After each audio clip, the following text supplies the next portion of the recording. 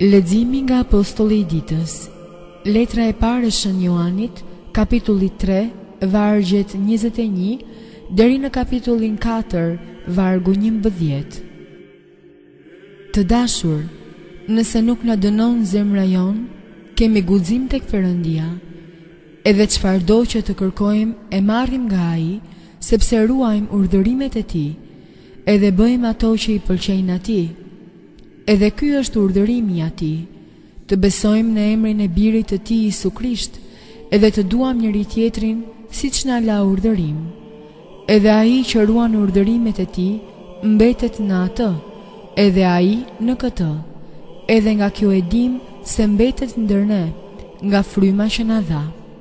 Të dashur, mos i besoni çdo fryme, por provoni frymërat nëse janë nga Perëndia, sepse shumë profetë rrem dolën në botë.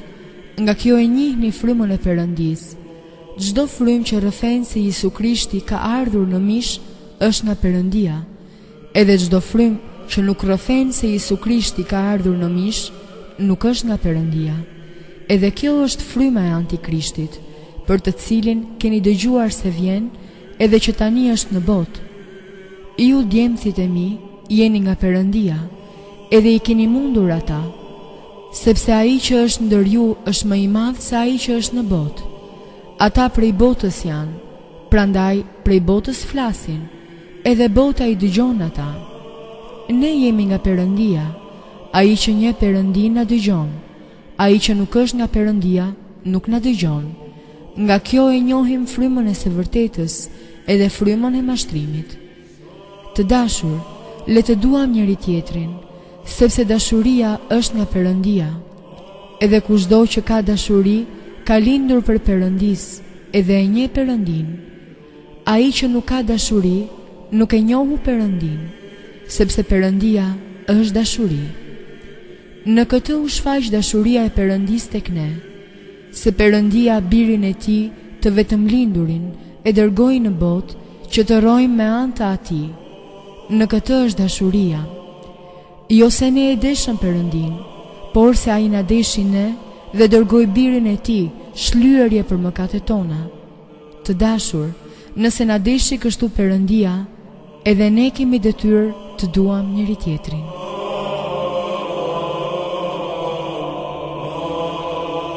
Leximi nga Ungjilli sipas Markut, kapitulli 14, vargjet 43 deri në kapitullin 15, vargu 1. Edhe për një herë, ndërsa ai ishte ende duke folur, vjen Juda, që ishte një nga të 12-tët, edhe bashkë me të një turmë e madhe me thika e me drunj, dërguar nga ana e kryepriftërinjve edhe e shkruesve dhe e pleqjve. Edhe ai që e tradhton, u kishte dhënë atyre shenjë duke thënë: atë që të puth, ai është, kapeni dhe çojeni duke e siguruar. Edhe kur erdhi, për një herë u afrua tek ai e i thot: përshëndetje Rabi, edhe e puthi. Edhe ata vun duart e tyre mbi të dhe e kapën. Edhe një nga ata që rrinin atje nxorri thikën e i ra shërbëtorit të kryepriftit e i preu veshin. Edhe Jesusi u përgjigj dhe u tha atyre: si mbi një kusar keni dalë me thika e me drunj të më kapni? Për ditë kam qenë ndër ju në tempull duke mësuar, edhe nuk më zut, po kjo u bë që të përmbushen shkrimet. Edhe të gjithë e lanë e ikën. Edhe një far djaloshi i vinte prapa duke qenë i mbështjell mbi lakurishsinë e tij me një pëlhur, edhe djemte kapin. Po ai e la pëlhurën dhe iku nga ata lakuriq. Edhe prun njësuin te kryeprifti, dhe mblidhen tek ai i gjithë kryepriftërinjt dhe pleqjt e shkruesit. Edhe Pietri i shkoi pas prej së largu deri brenda në oborrin e kryepriftit. Edhe ishin duke ndenjur bashkë me shërbëtorët, edhe po ngrohej në zjarr. Edhe kryepriftërinjt e gjithë këshilli kërkonin dëshmi kundër Jesuit që ta vrisnin, po nuk gjenin, sepse shumë veta i jepnin dëshmi të rrem kundër atij, po dëshmit nuk ishin të njëllojta. Edhe disa u ngritën e jepnin dëshmi të rreme kundër tij, duke thënë se ne e dëgjuam atë të thotë se unë do të aprish këtë tempull të bërë me dorë, edhe për 3 ditë do të ndërtoj një tjetër të pa bërë me dorë. Po as kështu dëshmia e tyre si ishte e një llojit. Edhe kryeprifti u ngrit në mes dhe pyeti Isuin duke thënë: "Nuk përgjigjesh fare? Ç'dëshmojnë këta kundër teje?" Po ai zbënte zë dhe nuk përgjigjej fare. Përsëri kryeprifti e pyeti atë duke i thënë atij: "Ti je Krishti, i biri të bekuarit?" Edhe Isu i tha: "Unë jam."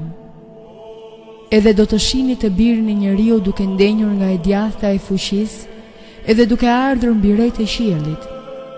Edhe kryeprifti çori rrobat e tij e thot: "Ç'nevojë kemi më për dëshmitar?" E dëgjua qartë blasfemin: "Ç'ju duket juve?" Edhe ata të gjithë e gjykuan se shfajtor për vdekje. Edhe disa zonta pështyn e t'i mbulojnë fytyrën dhe ta godisnin në zverk, edhe t'i thonë: "Profetizona, kush është ai që të ra?" Edhe shërbëtorët i binin me shuplaka. Edhe ndërsa Pietri ishte poshtë në obor, vjen një nga shërbëtorët e kryepriftit, edhe kur pa Pietrin duke u ngrohur, hodhi syt mbi të e tha: "Edhe ti ishe bashkë me Isun Nazaretasin." Por ai e mohoi duke thënë: "Nuk di, as nuk marr vesh ç'thua ti." Edhe doli jashtë në avlli, dhe gjeli këndoi. Edhe shërbëtorja kur e pa atë përsëri, zuri të thot atyre që ishin duke ndenjur atje se ky është nga ata.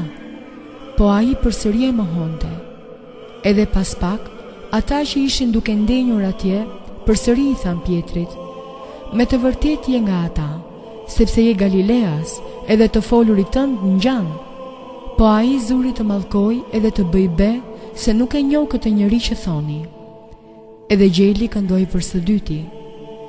Edhe Pietrit i ra ndërmend fjala që i pati thënë Isui: "Se para se të këndoj gjeli 2 herë, do të më mohosh 3 herë." Edhe zuri të qaj. Edhe me një herë në mëngjes, kryepriftërinjt mbajtën kuvend bashkë me pleqtë me shkruesit dhe gjithë këshillin, edhe si e lidhën Isun, e prun dhe ja dorëzuan Pilatit.